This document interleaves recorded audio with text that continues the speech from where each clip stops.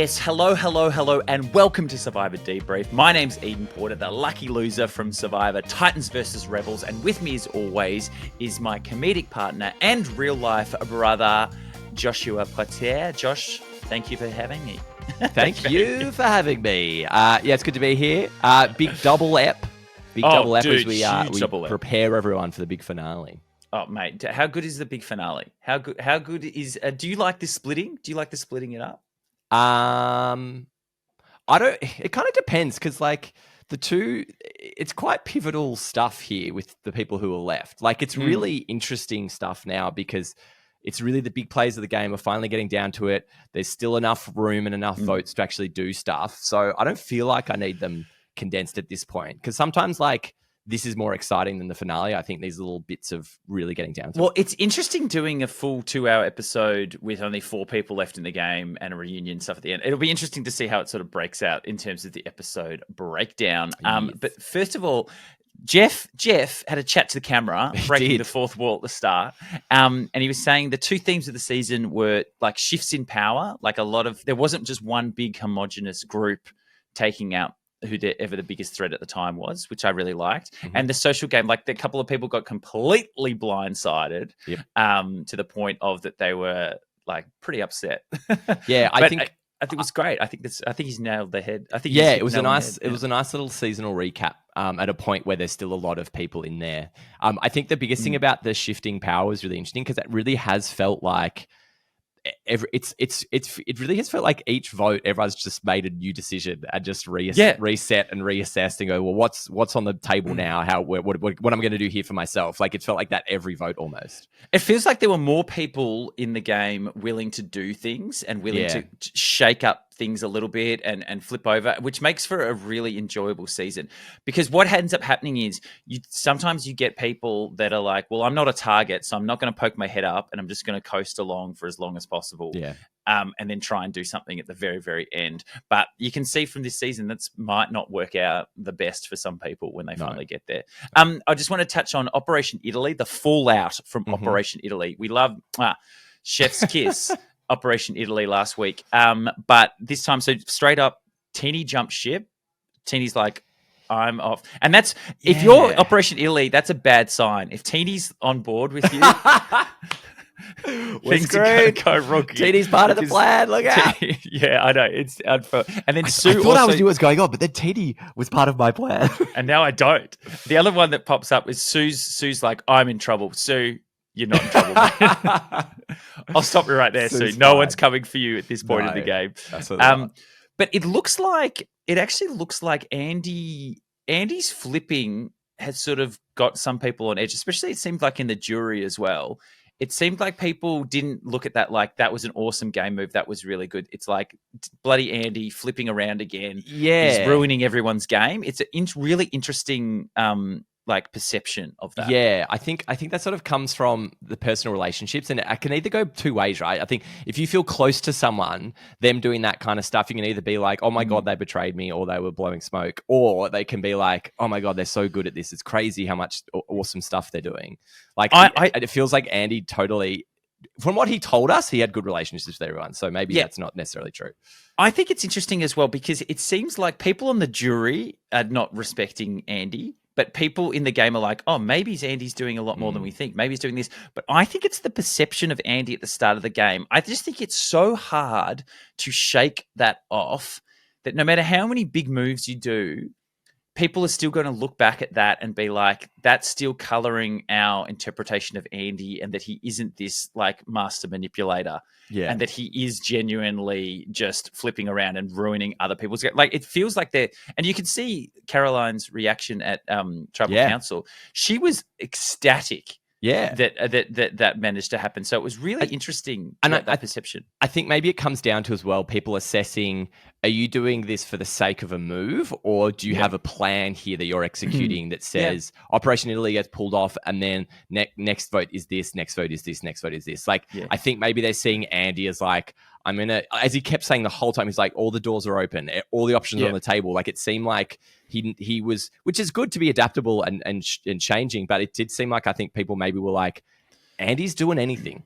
He's doing whatever he wants. There's not a solid plan here. I don't know what Andy's up to. And interestingly enough, and we'll get to the Tribal Council a bit later on, but interestingly enough, this was the move where Andy didn't flip or didn't do anything crazy or didn't look at changing the game or doing something. And this is ultimately the one that he went out on. Yeah. And it's because you give up ownership. You go, you know what? I'm just going along with this. You're not driving the vote. You're not deciding, hey, you know what? If I change what I'm doing, I'm now controlling where the vote's going and I know what's happening. And it's funny that this is the time that he was like, yep, we're just going to go with the obvious target now. But the other thing that happened at the start was obviously Rachel, like put out your spy shacks because Rachel is going spy shack. full spy shack. But yeah, how good was that? Big time spy shack. I also, I was like shocked. She was so close. So close. Man. Huge. It was huge. She needed great. This. Yeah, it was really good though to just be like the people going through people's bags, and then they're like, I'm just going to listen to their conversation. The thing I found most interesting about all that was like Teeny just fully bought everything they said. They were like, oh, it's a last minute thing, and we were as surprised as you were. It all sort of came off, and Teeny's like, wow, you guys are going incredible. Like, I didn't like that lie from Andy. Andy was like, I just decided on the way there. I'm like, no, Andy, just it's a plan. It happened. Like, I know. But I guess Teeny's already feeling burnt. Yeah. I guess it's kind of that's his better assessment of damage control in that moment. But I think it's like at the point when you're genuine, that's the reason you did it, is to do a big move. Just like, yeah, it was a big move. Yeah, it's a big move. And then just with that darkness, though, they had that shot of complete blackness just to try and show, which I think. But it's interesting. So there's two types of nighttime. There's nighttime when the moon is out, and you can see stuff. But if the moon's not out, it's like cloudy, overcast, or it's cloudy, or that's like just like not very much moon. You can't see anything. It is pitch black. Like, it is honestly pitch black, and it's really hard to get around. So it was good on Rachel for sneaking out there. It was also good, like, we sort of talked about like, it sounds like a dumb point, but like having that information and understanding what's their understanding of what's going on. And then also you have, off the back of that, when they had conversations with her, she would be aware of, well, what are the things they're keeping secret from me? What aren't they telling me? And that's almost more important. Yeah, just knowing where people are thinking and knowing, like, the blocker vote was out there. Now she knows that they know.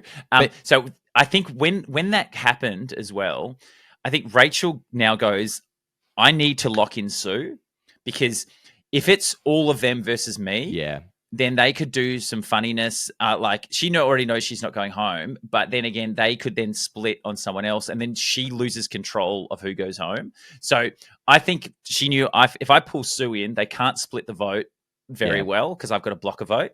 And it's 100% what she needed. And she did it. And she gave up the information about her idol that she hadn't told anyone about to Sue, because she knew this was the moment to get the most use out of it and to lock Sue in. And we all know Sue is loyal. If you give her a little crumb, Sue will be loyal to you. Absolutely. And Rachel got great reads on what people need to build bridges with her. I did find it really interesting, though, in the face of Rachel giving up that information to Sue, Sue still chose to keep her idol secret. I found that really interesting. Yeah. Like, Sue obviously felt like this is going to be more valuable if absolutely no one knows about it. Sue was thinking, I'm going to do the biggest move ever with this idol. I'm not going to tell anyone about it, and it's going to blow the lid off this game.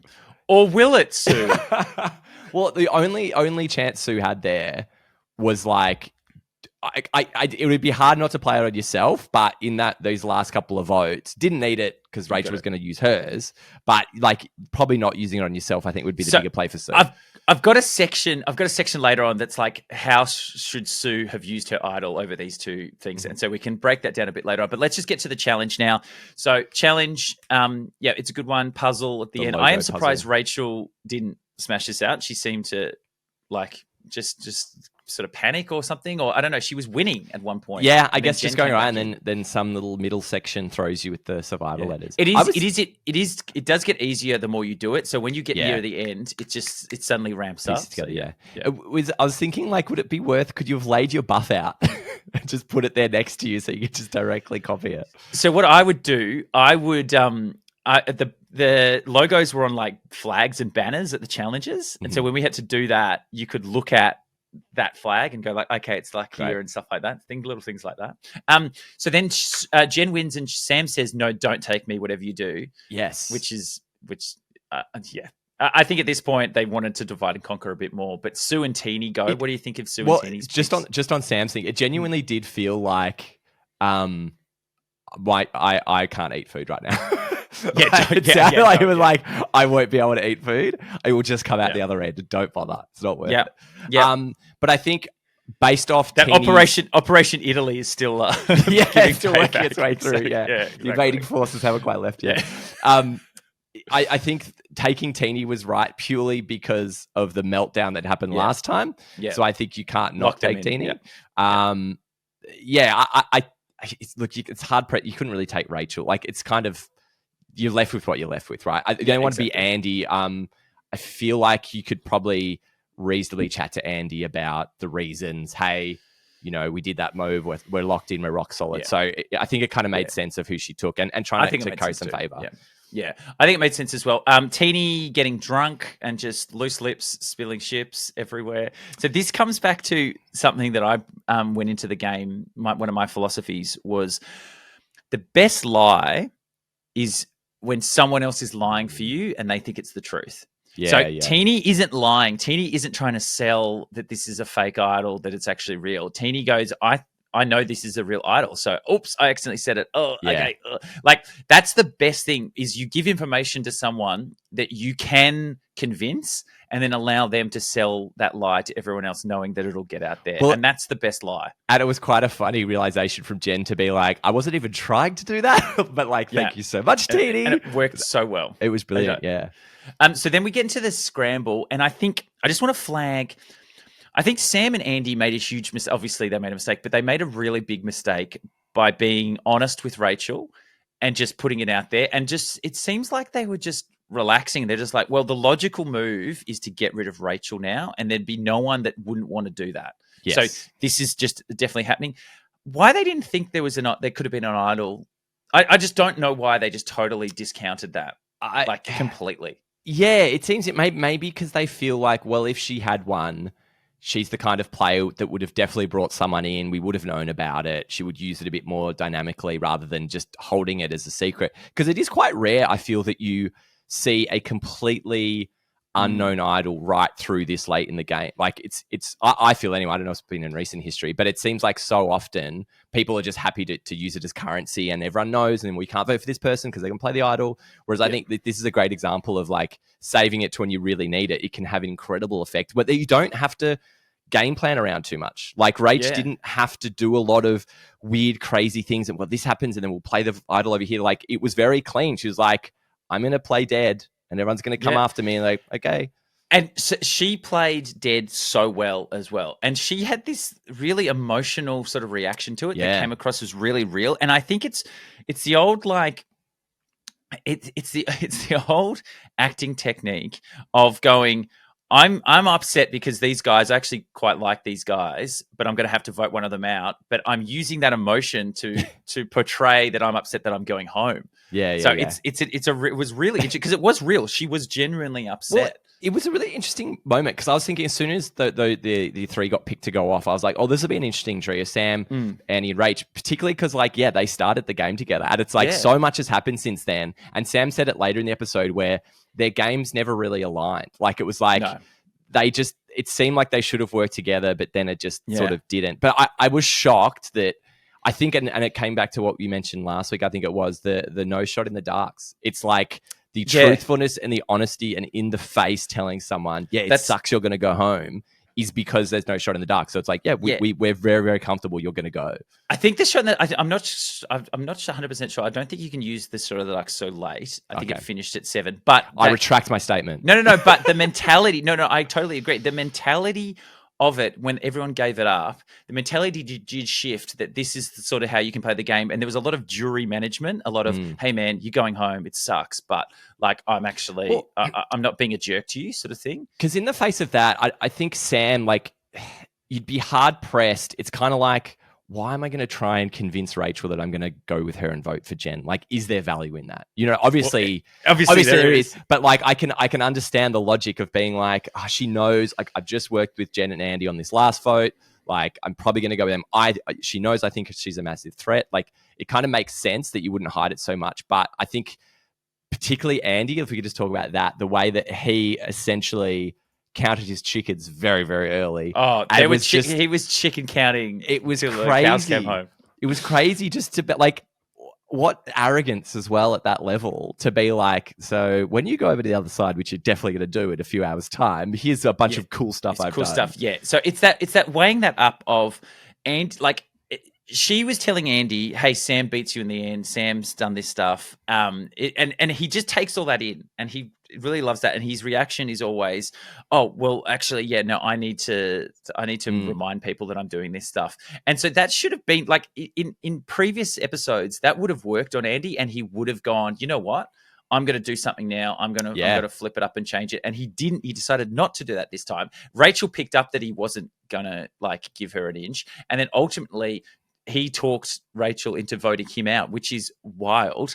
But I just want to say, like, it did feel, and for Sam, who's played the game, tried to come in quite logically, I think this is a reaction, this relaxedness and this, like, let's just vote Rachel out. She's a huge threat. Let's just get rid of her. I think there's an element of, like, tiredness and mental fatigue. And, like, so there's an example in Second Chances, right? When Savage got voted out, they had just done a huge split vote to get Cass out between, like they'd done split votes and everything, and it was really complicated. Then the next vote, they said, you know what, everyone, we can't be bothered doing this. Let's just all vote up Kelly. And everyone voted Kelly, and Kelly used her idol famously, and it bounced back and Savage went home. Right. I felt a bit of this, like a bit of, let's just vote Rachel. Nothing's going to happen. Catch your breath after the big plan. Like, yeah, exactly. Like all this mental energy went into Operation Italy, and then it was just like, let's just do this. And honestly, because the game's so much shorter, this is like the next day. Yeah, like let's do it again. And I think that had a big part to play with this as well. Now in terms of Andy's chat with Rachel, do you think it's a good idea to try and have these chats with people before they're on the jury, or do you think you have enough time at the final tribal to sell yourself effectively to the jury, or do you need to plant seeds leading up to it? You've got to plant some seeds, because then it is hard for people, because there is a group think. If you don't go into the jury going, oh, Andy actually did this and this, and Andy actually did this, you're just going to get absorbed into the group think.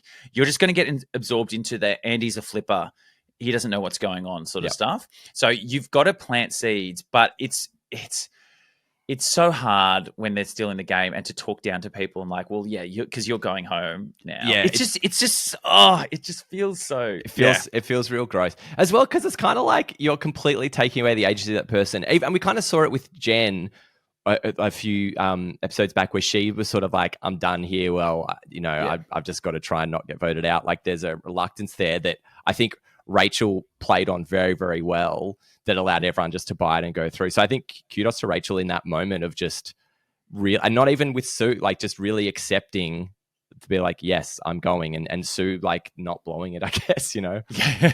So obviously what they should have done is, it's risky because they knew that there was the blocker vote, but they should have just split the votes. So they should have gone, there's 4 of them. There's Jen, Teeny, Sam, and Andy. They should have gone 2 on Rachel and 2 on Sue. Yeah. Rachel uses her blocker vote, and Sam had a right read. Sam's like, I think she's actually targeting me. Like Sam has good reads on people. And so it goes, okay, well, Sam should put the vote onto Rachel. Sam should be the vote onto Rachel. So if she does use an idol or anything like that, it doesn't matter as much. And then Rachel uses her idol. The 2 votes against her don't count.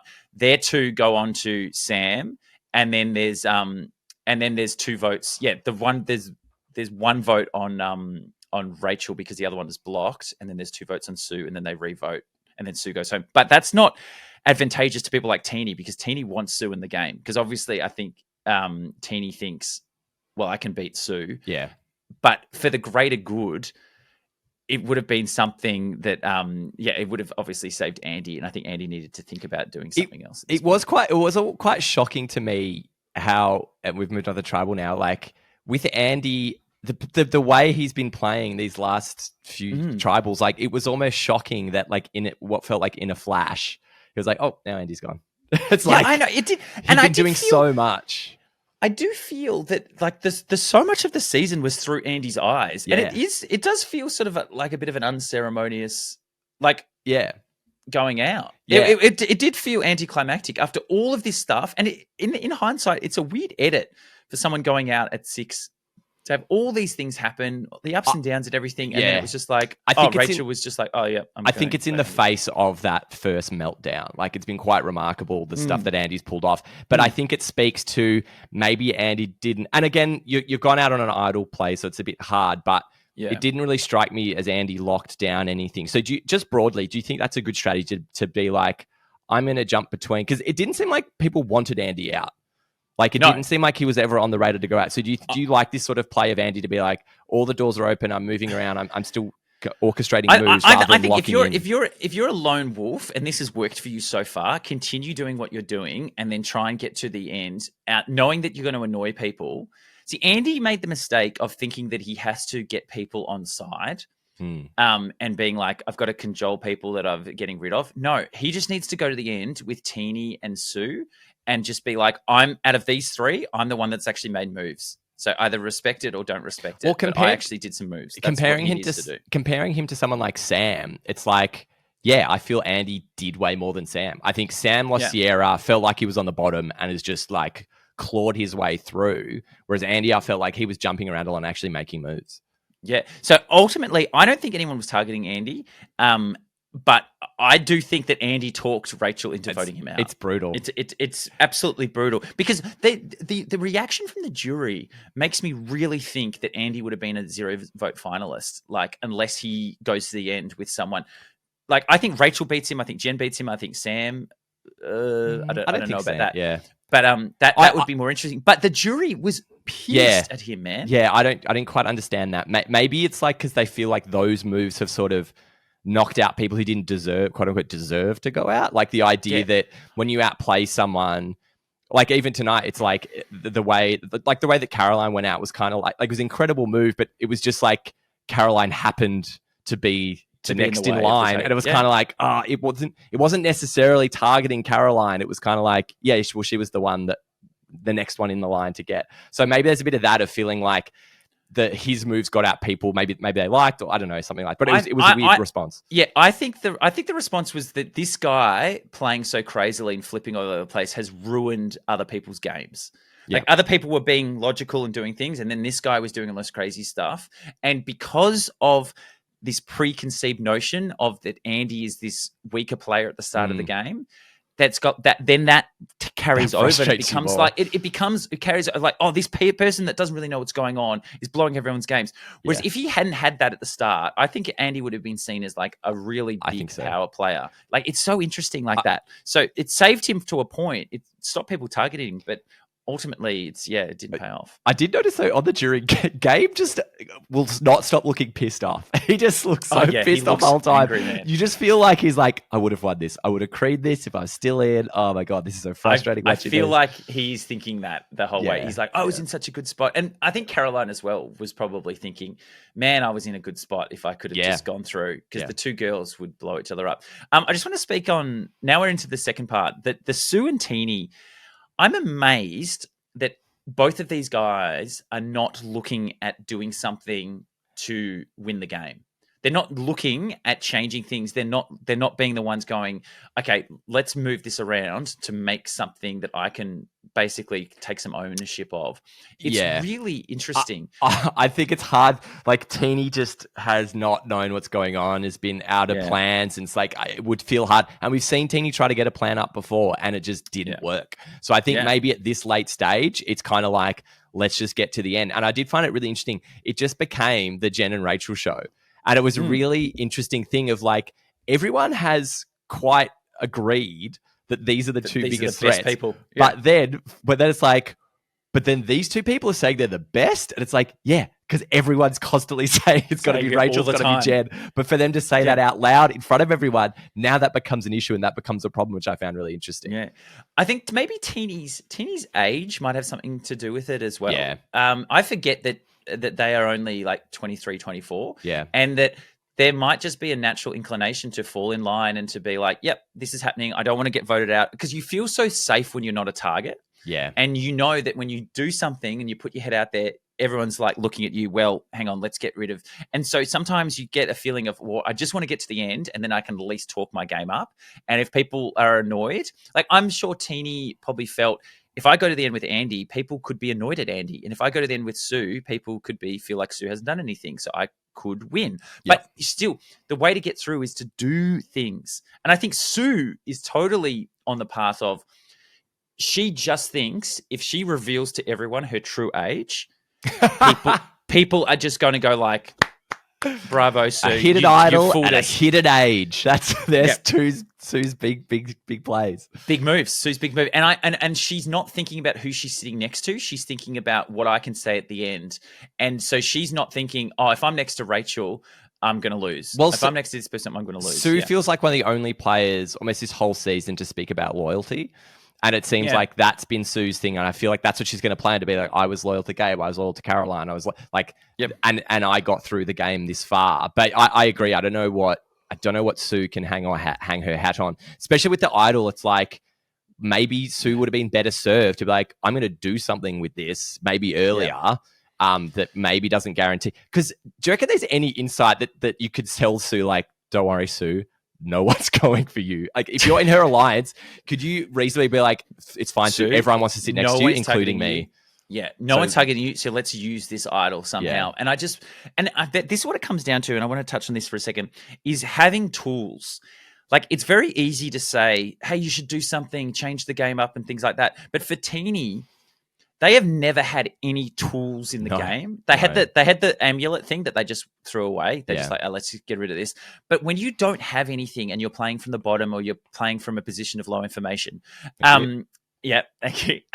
It's really hard to have the confidence to do something or to change something. Yeah. Whereas Sue at least has an idol in her pocket, which gives her a tool. But you can see how Rachel has used these tools to flip the script and to change things up and to use it to really put a stamp on the game. And it's really hard to do that without any tools. Like, I never had an idol in my season, and I just felt if you just had something, it gives you something to work with. You absolutely, you can think of all these different things. And it's really interesting hearing Rachel say, you see it a lot, like these people get in these good positions, as you say, with these tools, and it starts to become really fun because you've got options and choices. And it's so interesting to hear her say that. It's like such a common thing of when you know you're safe and you can actually do stuff that's interesting, you're like, yeah, this is awesome. So it's like, it comes from a place of safety and comes from a place of having those tools. It's so funny. So obviously Rachel's been safe. She won immunity and now she's got an idol.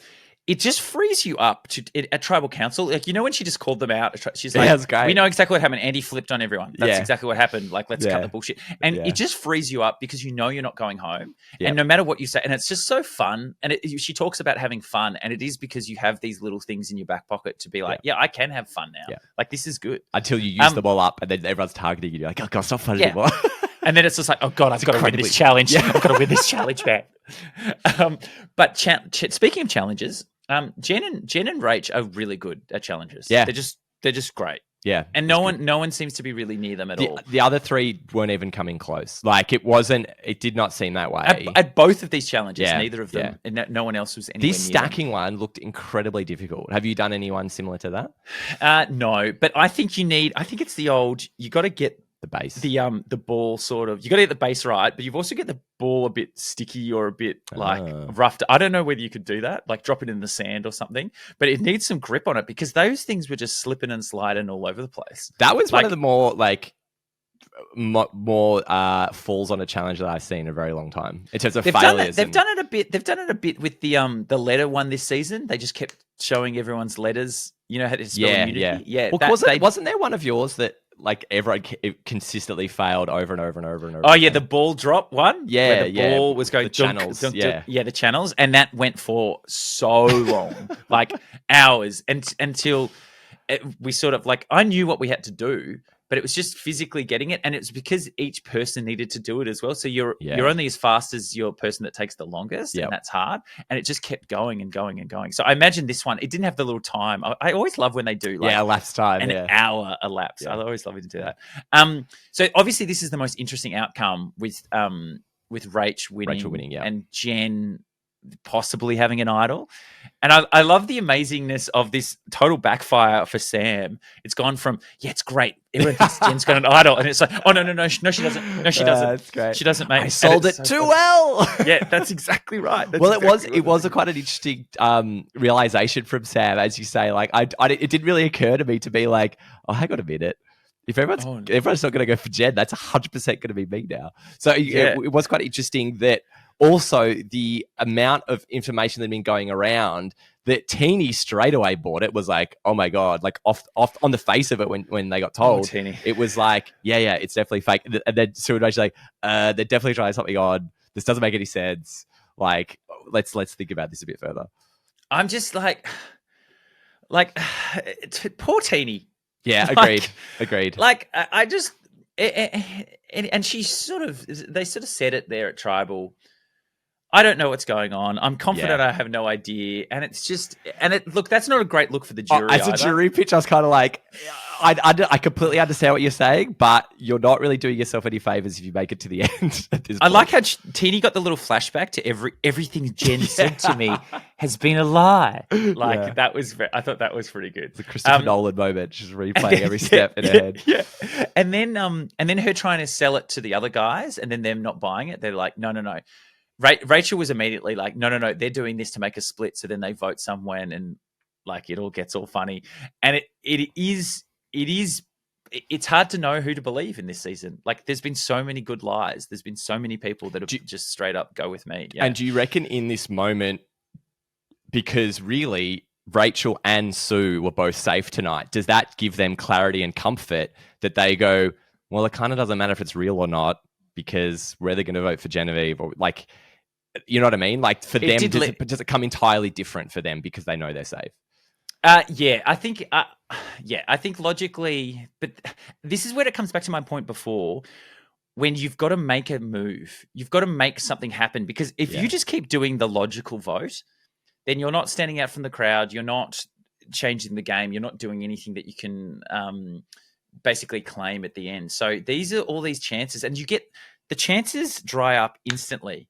Like, there's no more chance to do anything, like to vote out anyone anymore. It's going to fire, and then it's the final. Yeah. So that in itself is, okay, well, this is my chance to change things up. But with both of the girls, man, I would have loved, it's so disappointing. I would have loved a Jen Rachel final. Oh, yeah. Like, get him in the final and just have, and this is what I want. Come back to the point. Me and Mark talked about this as well. Go to the end with someone that is good, but you are confident in your abilities to beat. So if you've just done enough in the game that you go, you know what, I can actually talk this up and let's have an awesome final. But why would you risk that? I know. But good TV, Josh. Good bloody TV. Like, I wanted to be, this sounds so dumb. I wanted to be part of a really fun, interesting season. And I was confident in my ability to take someone to the end that would give a good fight. Be more interesting because I'm like, oh God, it would have been so much better. Because now there's no way, like, obviously Jen's gone home, but it just looked further and further like there was no way that was going to happen. Well, it's also interesting, like, but when it coming down to Jen and Rachel at this point, it's kind of like for the rest, it's kind of like, have you guys missed your shot? You know what I mean? Like, you've left two of these. Everyone agrees is really, really strong players. They're still here, and they've scraped through. Like, Jen scraped through a few, Rachel scraped through a few. So it's like, I think it speaks to that timing again. That I think the timing window was lost. That for someone like Rachel to still be there with so many advantages as well. Yeah, exactly. I think like Jen got in a really hard situation. Like, she had the lie going, which everyone was like, no, it's not happening. It's not happening. So realistically, everyone decided, okay, we're all going to vote Jen. One person vote someone else. Mm-hmm. So then if Jen has her idol and uses it, that other person goes home. So there was one vote. There was one vote on Sam. Teeny put their vote on Sam. Yeah, it was interesting because we did see Teeny think long and hard about that vote when writing the name down. So I wonder if the plan was to all dump on Jen and then Teeny swapped, or Teeny's thing was like, no, your vote's going on Sam. That's the plan. No, because Teeny said, I'm worried. Let's all just put our votes on Jen. Okay. Like, and I don't know, at that point, there's nothing that Jen could have done because I think they were thinking, well, if Jen and Sam are lying and Jen and Sam then vote for someone, then someone else goes home. Yeah. But I think they were pretty confident. Just in terms of the game, I think Sam goes, well, I want to get out Jen or Rachel because they're the two people that beat I don't me. want to get rid of Teeny. For Sam's game, it doesn't help him getting rid of Teeny or Sue. No, not at all. It just doesn't. I think you could quite reasonably, Sam could explain that to you in very simple terms. Yeah. And that would be like, for him, it's like, I'm definitely voting Jen. This is what makes sense in my game. That's logical. Then you've got to think, well, what can I do to change the game? And this is where, do we want to touch on Sue, this little section, how Sue could have played her idols and done something in the game? Because Teeny, I feel, was in a really hard position. I feel they didn't have any tools. It was really hard. But Sue, so I think the first tribal council, can we just agree that this was the most underwhelming idol play? Like, it was. Well, I'm going to play this. And guess what, Jeff? On myself. Like, it's just like, come on, guys. Come on. Like, let's try and do something. And I know it's really hard to play an idol on someone else, but go out swinging. Like, you're in final 5. I think it's going to be really hard to have that understanding of, I can beat any one of these guys at the end because I've got a really good story. Because I think it's really hard for Sue to do that. So what Sue could have done, this is a theory. The first tribal could have used her idol, knew what was happening with Andy, and goes, okay, me and Rachel are both voting Andy, right? So, and then Andy goes home. Yeah. Mm-hmm. What Sue could have done, she could have sneakily put a vote on to Sam. Mm-hmm. So it's a Sam and Andy, and then she could have played her idol for Andy and saved him, and then Sam goes home. Sure. In that case. Sure. Could have just been a little... But then you break your trust with Rachel at that point. But who cares at that point? Yeah. It's something that you've done in the game. You've got rid of Sam. You've done this. You decided that you wanted to do this. Yeah. And you get a bit more ownership. Now, this is when we get to the second tribal council, and this is when I think you could have done something really interesting, Sue. Speaking directly to Sue now. Get some dirt. We love you, Sue. We love you, Sue. We love you, Sue. But so I think she needs to try and own the Jen vote out, right? Mm-hmm. But to do that, you need everyone wanting to get rid of Sam at this point. Mm-hmm. Yeah?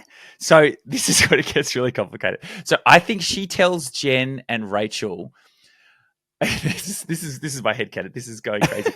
She tells Jen and Rachel she's really worried that they are going to knock each other out, like now and then the next one, at fire, because everyone's going to be targeting the one that doesn't get through, and that she will be left with Teeny and Sam, and that Sam will win the game. Yep. And she doesn't want a male to win this season, so she thinks, guys, let's just get rid of Sam, and then one of us will win. You guys are both really big like threats, and you guys can battle it out. I just feel that if one of you goes now, the other one's probably going to be targeted at fire. So you know what? Let's just get rid of Sam. Yeah. And it's like, okay. So then because I think that's a believable. It's not a crazy. You could sell that. It's not crazy. And so then all you need to do then, when it gets to tribal, you then play your idol for Sam, and you're the vote that gets rid of Jen. Yeah. Go for it, And Sue. then you own it. You're the only vote that got rid of Jen. You fooled everyone. Yeah. You kept Sam in the game. Suddenly, it's not looking like a wasted idol, and it's looking like you've actually done and implemented something. You convinced everyone to vote Sam, and then you pulled the rug out. I think it could have been I think amazing move. Well, at this point, it's kind of like that is one of the very few options you have, right? Is to, instead of convincing people to vote with you, almost convince them to go against that. So you can use the idol and then take the credit yourself, because there's so few moves to be made now, so few numbers left. But yeah, I don't know. I always get to that point. You go, what do these people think their pathway is? And it was that interesting discussion between Sam, Teeny, and Sue to be like, we're a 3. Like, we could be a 3. I actually think that would not be a foregone conclusion if those were the 3 in there.